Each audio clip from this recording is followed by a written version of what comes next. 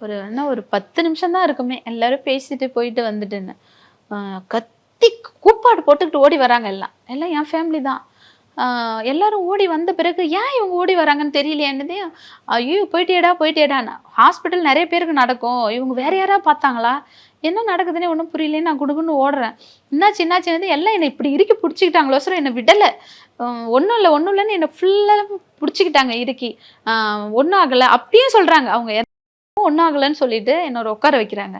ஒண்ணுமே ஆகல, அவன் நல்லா இருக்கான்னு உட்கார வைக்கிறாங்க திரும்ப. உட்கார வைக்கும்போது ஒருத்தவங்க பின்னாடி ஒருத்தவங்க பேசுறாங்க.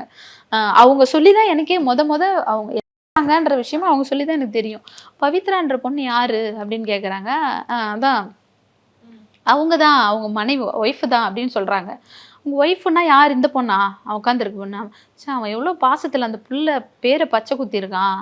டாக்டர் உடம்ப துடைக்கிறாங்க, இந்த பவித்ரான்னு தான் வருது. அவ்வளவு உடம்புல நிறைய இடத்துல பச்சை ஆமா துடைக்கிறாங்க ரத்தத்தை. பவித்ராவா அப்ப எவ்வளவு உயிரா இருந்திருப்பான்ல. அவன் இல்லைன்றது இந்த பிள்ளை எப்படி தாங்குமோ அப்படின்னு சொல்லி இல்ல. அப்பதான் எனக்கு நான் அப்பதான் கேள்விப்படுறேன். ரகங்கள் பலவிதம், ஒவ்வொன்றும் உலகத்தரம். தமிழக உற்பத்தியில் உங்கள் அனுஜ் டைல்ஸ்.